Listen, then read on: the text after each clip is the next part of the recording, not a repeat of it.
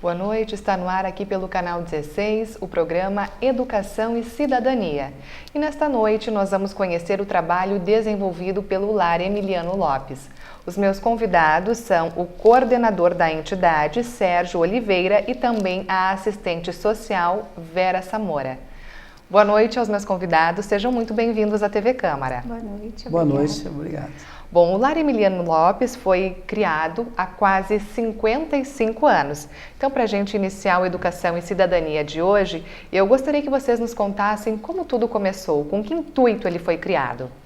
Então, lá no ano de 1963, tu sabes que o Lar Emiliano Lopes ele é um braço social da Igreja Assembleia de Deus. E aconteceu que a região norte do estado era a jurisdição da igreja sede de Passo Fundo. E uma senhora, uma membro da igreja, passou por uma situação adversa na sua vida, foi abandonada pelo esposo, enfim, ela tinha então 5 filhos. E ela procurou então o pastor Germano Zucchi, que foi o fundador da instituição, relatando então o seu problema, né? E ela já havia, na época, entre aspas, doado uma das crianças, a mais novinha, para uma família tradicional de Passo Fundo, e ainda restavam 4 crianças, 2 meninos e 2 meninas. E o Germano não pensou 2 vezes, então disse: tu traz essas crianças para Passo Fundo e nós vamos resolver o problema. Ele acolheu na sua casa durante 6 meses essas crianças, que foi o tempo que ele precisou para fundar o orfanato Lar Emiliano Lopes. Então, dado a essa circunstância adversa dessa senhora, então surge, em 1963, o orfanato Lar Emiliano Lopes, né, que permaneceu com esse nome até 1990, quando surge, então, o Estatuto da Criança e do Adolescente, onde nós perdemos, então, a denominação orfanato e passamos a nos chamar apenas Lar Emiliano Lopes, né.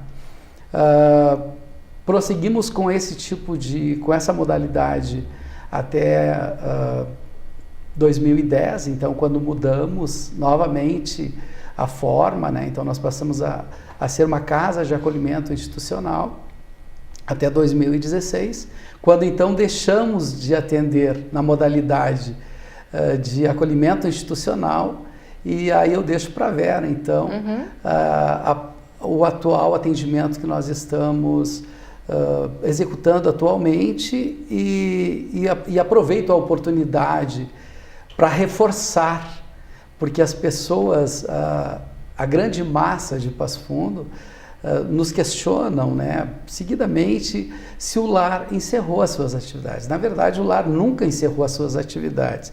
O que aconteceu é que nós saímos de um atendimento de alta complexidade que nos onerava muito, nós tínhamos um custo muito elevado para atendermos um número muito reduzido de crianças, dado a legislação atual, e nós não tínhamos, então, aporte financeiro para darmos conta dessas demandas. Por ser uma política pública, e nós entendemos que é o Estado, na esfera municipal, que tem que dar conta dessas demandas, nós, então, transferimos a responsabilidade para o município e passamos a atender na baixa complexidade, onde nós temos um custo bem menor e nós estamos trabalhando com o mesmo afinco, com a mesma dedicação que atendíamos no acolhimento institucional, por entender que as demandas que atendemos têm as mesmas características das crianças acolhidas, porém elas ainda não caíram na malha. Então nós estamos trabalhando na prevenção do acolhimento institucional. Acredito que hoje, mais efetivamente, com resultado muito maior, com um número muito maior de crianças, e eu vou deixar então para a Vera explanar o atual atendimento, né, que nós estamos executando há 1 ano e pouco já. Então, eu deixo para minha colega. Vera, o que mudou então? Então, passamos de um serviço de alta complexidade, como disse o Sérgio, onde as crianças eram encaminhadas para nós através do judiciário, e dentro da instituição tinham todas as suas necessidades atendidas, e considerando, né, a falta de recursos para manter, porque é um serviço realmente que é caro, né, é oneroso, passamos para um serviço de convivência e fortalecimento de vínculos, que está totalmente embasado na legislação, tipificado como essa modalidade de atendimento, E também o que nós pensamos que o lar está situado numa comunidade que requer um olhar diferenciado, né? Uma comunidade de risco ali, com bastante vulnerabilidade. Abrimos esse serviço para as crianças da comunidade. E a gente se surpreendeu bastante pelo tamanho da demanda e pela, assim, o quanto ela vem agravada, né? São crianças que têm seu contexto familiar, né? Convivem com alguma forma de vínculo familiar, mas tem ali situações de negligências bem severas, de violação de direitos bem severas. Então, como disse o Sérgio, nós vamos, enfim, trabalhar numa prevenção do acolhimento e trabalhamos assim com essas famílias, estendemos o serviço às famílias e trabalhamos com o turno contrário, o turno inverso à escola. Então, durante um turno vão para a escola, no contraturno vem para a instituição e nós trabalhamos oficinas de forma pedagógica, que podemos assim estar de alguma forma intervindo e podendo desconstruir algumas coisas que possam trazer um risco ainda maior para eles. São para crianças e adolescentes, então, de 6 a 15 anos. Isso. Permanece essa faixa etária? Permanece, sim. Agora não tem pernoite, então? Não tem pernoite, elas só vão no turno contrário à escola. As famílias que nos acessam e buscam o serviço são orientadas nesse sentido. Então, o turno vai para a escola, vai para casa, faz a sua refeição e vem para a instituição ou, ao contrário, pelo turno da manhã. As crianças que estavam na casa, naquela época, então, que teve essa mudança, elas chegaram, então, a ser transferidas para outras instituições, para outras entidades do município? Sim. O que aconteceu com elas? O que acontece? O Passo Fundo contava, até 2016, com 4 casas de acolhimento, sendo 3 governamentais e nós a única não governamental. Obviamente que nós informamos previamente ao gestor público, através da sua secretaria, e então determinamos um prazo para que essas crianças, informamos o Judiciário, o Ministério Público, enfim, Conselho Tutelar, que essas crianças deveriam então ser transferidas para as casas, como é uma política pública e a obrigação é do gestor público, elas deveriam ser transferidas então para as casas governamentais, o que ocorreu no dia 3 de dezembro de 2016. Cabe-se ressaltar que 2 dias após, nós estávamos reunidos na instituição num domingo de manhã, traçando um novo plano de trabalho, ou seja, nós ficamos 48 horas sem atendermos crianças, né? Então, esse mito que se criou, que o Lar Emiliano Lopes não existe, ele é uma inverdade, né? Nós nunca deixamos de atender, embora não tivemos durante 48 horas crianças na instituição, nós estávamos com a equipe de trabalho já debruçados sobre um novo projeto, né, que é o do contraturno, e nunca deixamos de trabalhar. Como disse a Vera, o que nos surpreendeu foi a procura da demanda, porque nós atendemos, na grande maioria, crianças do entorno. E o que nós percebemos, que nos chamou muita atenção, que são crianças que vêm, entre aspas, com uma sede de estar no lar. Por quê? Porque elas nasceram, muitas delas, e cresceram vendo as crianças do lar e desejando estar naquele espaço.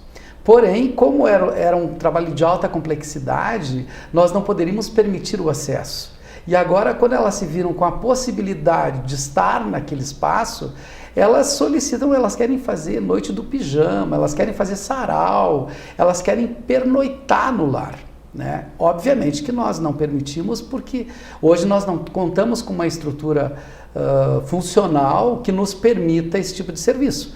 Mas em algum momento a gente pensa que talvez a gente possa proporcionar, quem sabe, um sarau até um horário, 23 horas, 22 horas, não sei, para que possamos possibilitar então que elas estejam naquele espaço.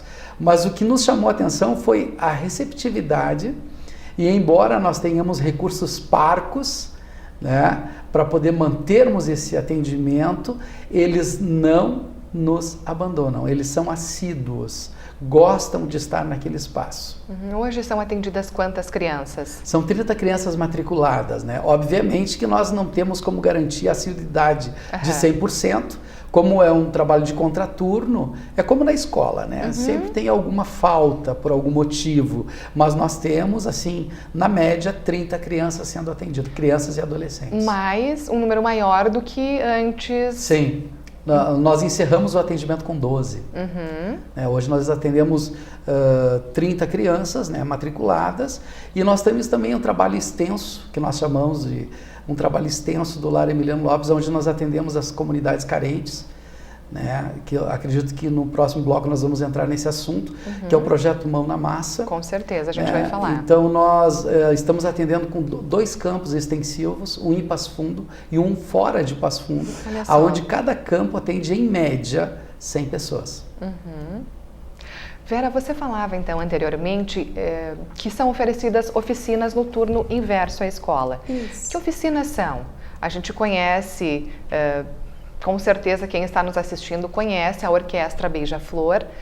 Então essas oficinas de música, elas continuam? Ou o que mais assim, que é oferecido para essas crianças e adolescentes? Então, música, teatro, temos uma oficina que nós chamamos de ludicidade, que é onde se trabalha especificamente jogos, né? Para também fazer uma questão de incentivo à questão cognitiva, do aprendizado, artes, culinária. E até foi bem interessante porque o primeiro ano, que foi 2017, que a gente inseriu o teatro, eles foram premiados, né, como troféu de destaque, porque eles apresentaram uma peça no Múcio de Castro, na mostra dos festivais ali, e eles foram contemplados, né, foram premiados, e foi assim maravilhoso porque o professor que trabalhou com eles conseguiu inserir os 30 como elenco da peça, então todos tinham um papel. E aquilo motivou de uma forma assim, a gente foi descobrindo talentos, né? Então a proposta é que cada ano a gente possa talvez além de inserir outras atividades, também ver dentro do cotidiano o que mais é do interesse deles, né? Porque tem coisas que a gente, enquanto instituição, pensa que seria interessante e na prática não é o que eles estão gostando de fazer. Então a gente também sempre vai repensando essas atividades para ver no que se pode mesclar, né? Para que venha de encontro às necessidades deles, porque tudo isso tem lá um objetivo final. É que não seja simplesmente uma oficina, mas que possa despertar o interesse para a área profissional, para o teatro, né, para a informática, para a música. Então a gente tem sempre um objetivo maior, que é simplesmente ofertar uma atividade. A Orquestra Beija-Flor, ela continua? Não, a Orquestra Beija-Flor, na verdade, ela teve seu ápice, né, que ele ocorreu assim bem intenso, foi quando a gente lançou o projeto através do maestro Rodrigo Ávila, que a gente queria fazer uma oficina pequena de música com os acolhidos e que isso eclodiu assim para a comunidade e chegou a Beija-Flor. Mas depois esse público foi crescendo, os do acolhimento foram saindo, os da comunidade foram para as universidades, que nós temos hoje em Passo Fundo mais de 10 alunos inseridos, temos na Universidade Federal de Santa Maria alunos que saíram da Beija-Flor, todos na área da música, assim, uns com banda, outros fazendo faculdade, outros dando aula em oficinas, enfim. Que então, joia. Foi um processo e como a gente também costuma dizer, tudo tem um tempo, né? Então, quem era para ter desenvolvido essa aptidão pela música, desabrochou e foi. E hoje, o ano passado, nós trabalhamos ainda com música, daí voltando para o coral, né? Porque como temos as crianças a partir dos 6 anos, elas também são bem pequenas para o instrumento. Então, hoje não temos mais a Beija-Flor, né? Mas é um projeto que deu muito certo. Vocês observam, então, mudanças no comportamento dessas crianças que frequentam a entidade? Vera, como assistente social, acho que... Sim, e é muito gratificante, assim. Tu sabe que quando nós mudamos de serviço, eu particularmente me assustei. Porque como nós víamos um serviço, e quando tu está focado nisso, parece que aquele é o problema maior, né? As crianças acolhidas, pensa, é a última medida que é tomada na questão da proteção de uma criança. Então nós tínhamos aquelas crianças e era um serviço que sempre nos envolvia, nos deixava bastante preocupados. Quando mudou, eu particularmente pensei que nós íamos trabalhar com um público mais lightzinho assim, né, no sentido das demandas. E não, a gente se surpreendeu bastante. Assim, a questão do nível de agressividade que eles traziam para dentro do projeto, a questão de como eles são todos da comunidade, todos se conhecem, né? Então isso gerava, naquele momento de encontro onde eles estavam dentro da instituição, muito conflito. Conflito verbal, físico, e que acabava por envolver as famílias, porque daí um conhecia, né, a referência familiar do outro. Então nós tivemos no início, assim, os primeiros 3, 4 meses, sinceramente a gente ficou preocupado e saber como é que nós íamos lidar com a demanda.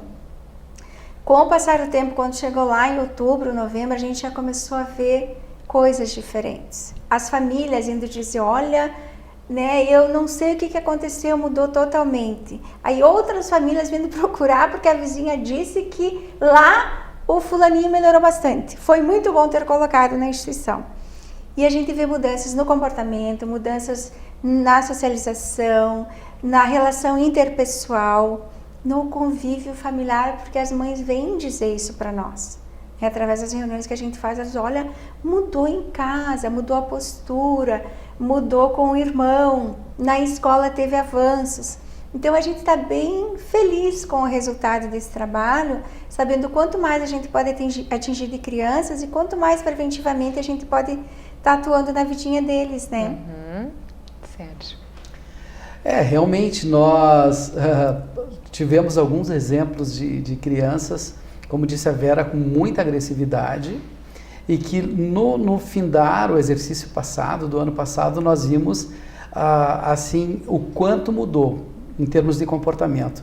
Nós temos uma adolescente, na verdade ela já é uma jovem, né, com mais de 18 anos, ela tem a síndrome de Down, e nós percebemos, claro que eu não vou citar o nome dela, ela veio para nós com uma certa proteção da mãe. A mãe vinha e permanecia na instituição até o horário que ela ia sair. Ficava no entorno, né, observando. E após alguns meses de estar conosco, nós percebemos que a mãe chegava no portão, parava o carro, ela descia e vinha sozinha. A mãe não ficava mais. No final do ano, nós fomos brindados com uma festa de final de ano por um restaurante da cidade, onde o restaurante franqueou as portas para as nossas crianças interagirem com os clientes, inclusive com os clientes participaram dando os presentinhos, foi Papai Noel, enfim. E essa mãe, então, esteve naquele espaço, numa outra mesa, observando a distância. E essa menina muito autônoma. E aí nós ouvimos o relato da mãe, que a filha dela é outra pessoa, que hoje ela interage em casa, ela participa de tarefas em casa que ela não fazia antes, porque ela era totalmente tutelada, e hoje ela é totalmente independente, né? Então a gente vê a evolução das crianças, dos adolescentes, e nós vemos o quanto é importante o nosso trabalho. Não só no acolhimento institucional, que é onde nós temos know-how e trabalhamos durante muitos anos, mas agora também com essa nova proposta. Então nós vemos que realmente sempre se tem o que dar, né? Nós sempre temos alguma coisa a mais para oferecer. De uma outra forma, com recursos parcos, com dificuldades, mas o grande segredo, acredito eu, para essa fase que o país todo está passando e que os setores produtivos estão passando por dificuldades financeiras, o que se dizer então das entidades do terceiro setor, que depende inteiramente da boa vontade de terceiros? Então, todas as entidades estão passando pela mesma crise que os segmentos produtivos, não é? Mas nós temos que nos reinventar, só vamos conseguir permanecer com as portas abertas, só permanecerá aquela entidade que conseguir se reinventar. Então, se nós estivermos fechados para a mudança, estaremos fadados ao fracasso, mas nós não estamos, nós estamos realmente receptivos a tudo que nos é oferecido, né? E nós estamos dispostos a mudarmos de cenário, e foi o que fizemos e estamos fazendo há 1 ano e pouco, né?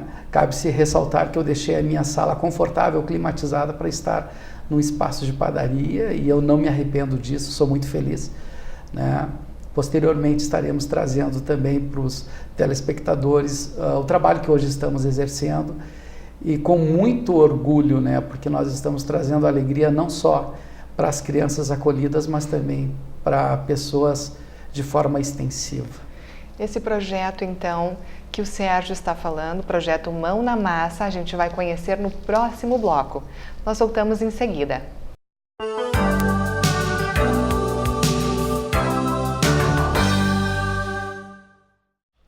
O programa Educação e Cidadania está de volta e nesta noite nós estamos conhecendo um pouco do trabalho realizado pelo Lar Emiliano Lopes.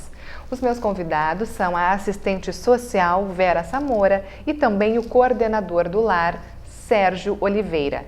No bloco anterior, o Sérgio começou a falar um pouquinho então sobre o projeto Mão na Massa e agora a gente vai conhecer de fato o que é esse projeto. Sérgio? Então, quando nós mudamos a modalidade e passamos a atender no contraturno, obviamente que nós não fornecemos mais alimento para as crianças, né?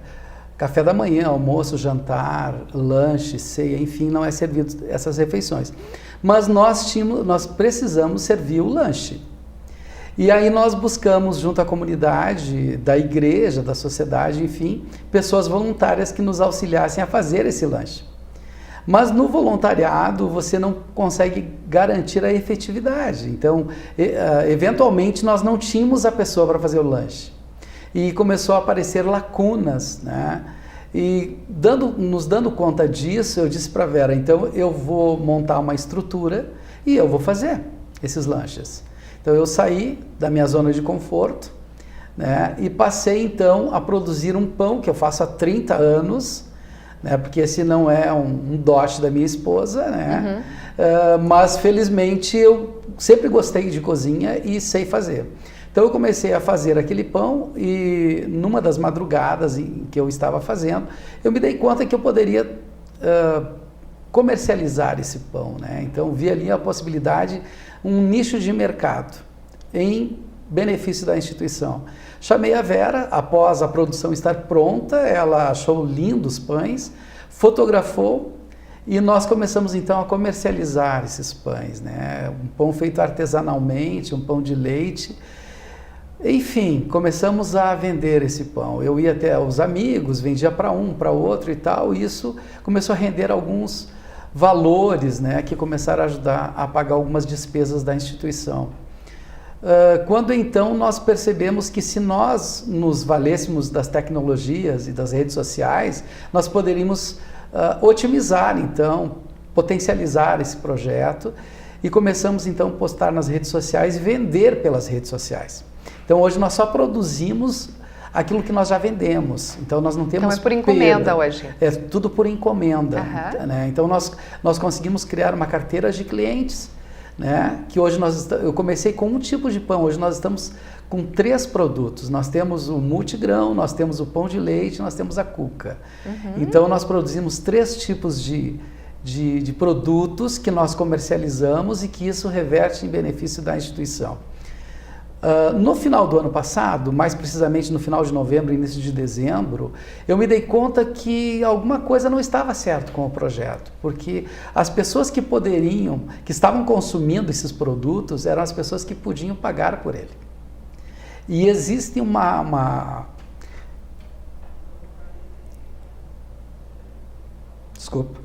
segmento que não pode pagar. Mas que precisa comer. Então eu me debrucei sobre um texto bíblico que fala sobre a multiplicação de pães. Eu me deparo com um menino se encontrando com Cristo com apenas 5 pães. E ele então agradece, parte o pão e alimenta 5.000 homens, fora mulheres e crianças. E eu pensei, por que não? Estamos em pleno século XXI.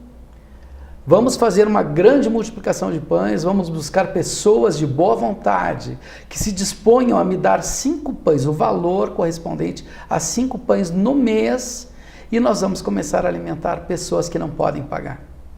E imediatamente eu procurei o representante da igreja, num bairro periférico de Passo Fundo, e ele me disse, sim, eu aceito o desafio.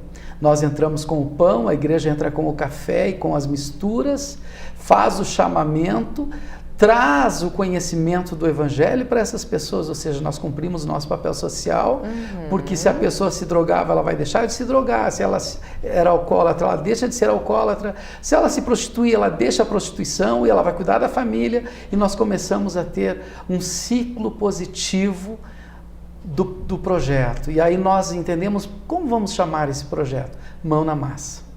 Quando eu recebi o feedback dessa pessoa que estava atendendo essas demandas, eu confesso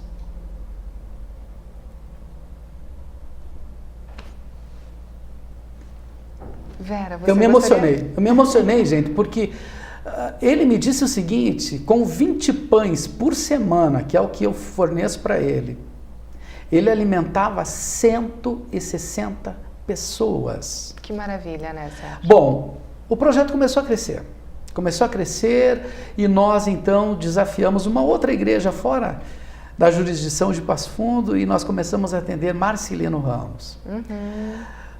Criamos uma parceria com uma empresária da região, muito bem sucedida, que eu acredito que não seria ético eu citar o nome dela, e ela disse, olha, Sérgio, eu tenho um projeto social aqui, eu gostaria de me associar ao projeto de vocês. Aí nós tínhamos a necessidade de comprar uma massadeira para poder confeccionar os pães nessa região, que custa R$3.500. Resumindo, ela participou efetivamente na compra com 2 parcelas, 2/3 dessa máquina, foi ela que nos deu.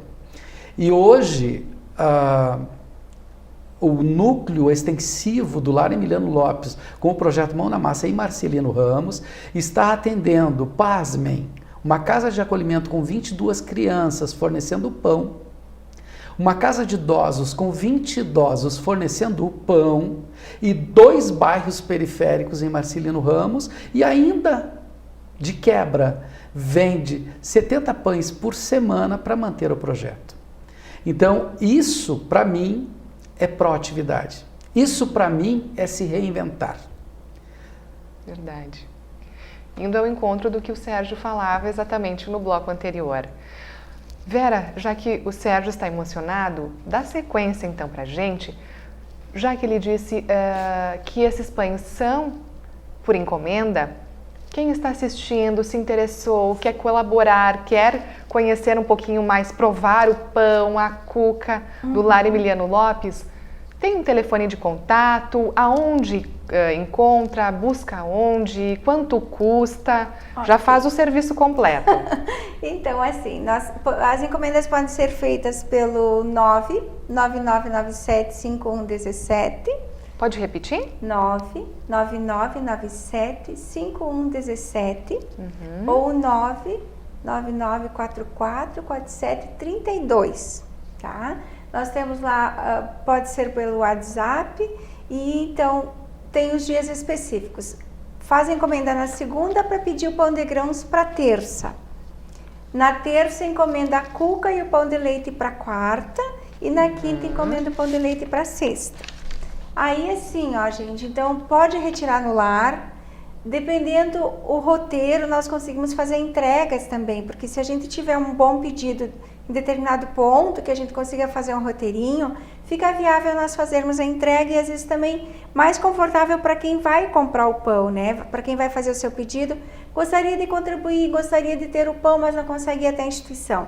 A gente entrega. E o custo tanto do de grãos quanto da cuca e o pão de leite é R$10. Então a gente na verdade diz que nós não estamos vendendo o pão, nós estamos fazendo uma troca, né? Um valor de R$10 você leva um pão bem gostoso, saboroso para casa e ajuda na manutenção da instituição, que é a nossa proposta realmente. A produção do pão, ela vem atender demandas cotidianas nossas, institucionais, e como disse o Sérgio, a questão é se reinventar, então através do projeto Mão na Massa, é isso também, né? Ele vem como um grande guarda-chuva para atender as comunidades periféricas que não podem comprar o seu pão, para oportunizar as pessoas que podem sim repassar o valor de 5 pães, que são R$50, e nós transformamos isso em pão, para atender as crianças que nós estamos na instituição, que são as 30 hoje, e para poder manter a nossa rotina de trabalho. Então, assim, fica isso, né, para a comunidade, dizendo que nós trocamos um produto saboroso por uma troca de um valor de apenas R$10. E com isso, quem está adquirindo está contribuindo para a manutenção do nosso trabalho. Vera, você comenta da manutenção do trabalho, tudo tem um custo. Com certeza. Todas as atividades e até mesmo luz, água, sim, telefone, a manutenção da estrutura, tudo tem né? um custo. Antes, os valores eram maiores. Agora, com a mudança, então, do tipo de atendimento, o valor é inferior, mas ainda é considerável. Sim, porque Você na pode verdade, passar esses valores para quem está nos assistindo? Sim, vamos até para as pessoas fazer uma prestação de contas. Isso, vamos lá. Com o serviço de acolhimento institucional, nós tínhamos as crianças permanentemente. Então, nós tínhamos um custo elevadíssimo de funcionário, feriado, sábado, domingo, dia, noite, alimentação, os dias, né, ininterruptos, assim, 5 alimentações diárias. Tinha questão do medicamento, tinha roupa calçada, a comunidade doa, gente, mas nem tudo vem. Então, nós tínhamos que atender essa demanda da criança, do vestuário, do calçado, do material escolar. Era um serviço muito caro, né? Não que não fosse relevante, claro, tendo uma criança, né? Nós que somos pais sabemos o custo de uma criança. Então, nós tínhamos esse serviço e ele nos custava caro. Tínhamos uma contrapartida do município, mas o nosso custo real mensal era 38.800. Então, ficou inviável de executarmos. Com a mudança, obviamente que o custo caiu, né? Mas ainda hoje, nós precisamos de um valor fixo de R$15.000 mês. E hoje nós não contamos com nenhuma parceria na esfera governamental. Nós estamos sempre em busca de projetos, né? E cabe aqui ressaltar que das possibilidades de buscarmos recursos é através do Fundica, do Fundo Municipal dos Direitos da Criança e do Adolescente, e que a comunidade também pode ali, quem tem o seu imposto de renda, né, a pagar, que deposite na conta do fundo, que vai estar auxiliando as entidades como um todo inscritas no conselho. Mas nós precisamos manter a estrutura física, o lanche, a água, a luz, os monitores, orientadores sociais que vão realizar as atividades das oficinas, porque nós temos alguns voluntários, mas o voluntário, ele não é uma pessoa que tenha que se comprometer em 100%, né? Ele vai dar o seu tempo ou sua mão de obra, mas nós precisamos ter profissionais dentro da instituição. Nós precisamos ter uma equipe técnica, uma psicóloga, uma assistente social, para dar conta das demandas que vêm através do trabalho que ofertamos. Então, temos sim essa necessidade mensal, e se formos analisar, gente, pelo ganho que essas crianças têm, que a comunidade tem como um todo, que a sociedade lá no futuro terá com essas crianças atendidas, ele é muito baixo, né? R$15.000 é um valor muito baixo, mas que nós não temos efetivamente um caixa de dizer, não, estamos tranquilos, todo mês nós temos aqui R$15.000, não. Todo início de mês nós temos que correr atrás para chegar lá e não termos os 15 efetivamente, pular o mês novamente. E isso não é uma questão do Lar Emiliano Lopes, né? Isso é uma situação que todas as entidades da área da assistência social especificamente está vivendo, né? Porque é uma política que ela, infelizmente, eu entendo assim que ela ainda não chegou no ponto que deveria chegar na questão do olhar, né? Temos muitas questões de políticas públicas envolvendo como um todo, mas temos lacunas aí, gente. E aí quem trabalha na área social, quem está na ponta, é que sofre essa situação, né? Porque a demanda, ela bate. Quando a família sabe, quando a comunidade sabe que ali tem uma instituição que de alguma forma pode atendê-las, elas vêm em busca. Então nós que estamos na ponta é que entendemos o quanto é necessário, como disse o Sérgio, a importância do trabalho. Só que o trabalho se faz com recursos, né? E com pessoas. E felizmente, temos muitas pessoas do bem, assim, sabe, dispostas a contribuir, a levar a sua mão de obra, a levar uma farinha lá para o projeto Monomação. Olha, eu estava pensando, trouxe aqui 5 quilos de farinha, vocês aceitam? Claro que nós aceitamos, né? as pessoas compram, adquirem o produto, voltam lá dizendo, é muito bom, vou fazer propaganda, meu vizinho também quer. Então, assim, sabe, é uma rede que se constrói de pessoas do bem para poder contribuir com o trabalho. E ações estão programadas aí para os próximos dias em prol do Lar Emiliano Lopes. A gente tem domingo, dia 1º de julho, uma mateada. Isso. Quem pode falar desse evento? Então, Vera? a mateada vai acontecer no espaço do lar, né? O lar tem um espaço bastante grande, acolhedor, então vai estar aberto, né, para a comunidade, para as pessoas que gostariam de estar nos prestigiando nesse dia. Também vem uma ação voluntária aí, né, de uma banda, Passo Fundense, que pensou, bom, podemos contribuir com o projeto do Lar Emiliano Lopes, vai lá, paga uma entrada, um valorzinho acessível, simbólico, assiste a banda, né, que daí, como diz os guris da banda, tem muita gurizada que gostaria de nos assistir na noite, mas não pode, né, porque são ainda muito pequenos. Então, nós vamos proporcionar que, bom, a gurizada do projeto e outros da comunidade possam ir assistir um show, né, com a banda que vai estar promovendo o evento, tomar seu chimarrão. Temos um brechó nesse dia também, a gente vai estar com um brechó aberto para a comunidade, com valores bem acessíveis, para nós poder estar, formas de poder estar buscando recurso para a instituição. Além disso, tem os pedágios também. A gente eventualmente realiza alguns pedágios, né, exemplo de outras instituições, mas eu gostaria de registrar aqui, agora me ocorreu, que nós não podemos deixar passar a oportunidade sem trazer ao conhecimento da comunidade que no próximo dia 31 de julho, então o Lar Emiliano Lopes estará completando seus 55 anos, então já é um senhor, né, de 55 anos, e eu sempre digo nas minhas falas que nós passamos, mas as instituições ficam. E cabe a nós que estamos na frente do trabalho preservarmos para que as instituições se perpetuem, porque nós temos pelo menos 2 ícones na história do Lar Emiliano Lopes, e eu quero aqui citar Germano Domingos Zuc, que foi o fundador e administrou o lar durante 33 anos e tombou. Quero citar aqui Romário Rosauro Martins, que esteve à frente da instituição em vários setores, como tesoureiro, secretário e, por último, como presidente, 27 anos, também tombou. E nós, eu e a Vera, estamos há 18 anos, né? Não pretendemos tombar tão cedo e pretendemos manter a instituição com esse legado e deixarmos o legado para que os que venham nos substituir possam ter o mesmo ímpeto, a mesma garra, a mesma vontade de fazer com que essa instituição se perpetue. Porque como as pessoas passam, se não, as instituições ficam, mas se não tiver pessoas com um objetivo firme do que a instituição representa para a sociedade, ela pode se perder e vai ficar só nos anais da história. E nós não queremos isso. Nós queremos sim mostrar que o trabalho atual do Lar Emiliano Lopes é tão relevante quanto o acolhimento institucional, quanto a Orquestra Beija-Flor. A Orquestra Beija-Flor foi um marco no nosso trabalho, mas passou. Né? A Vera dizia que nós temos aí 10 alunos inseridos no mundo musical, no mundo superior, né? No mundo acadêmico, no curso superior de música. Alguns seguiram carreira solo, outros estão em outras orquestras, outros estão aí dando aula, outros têm banda, enfim, nós cumprimos o nosso papel social. Mas acabou.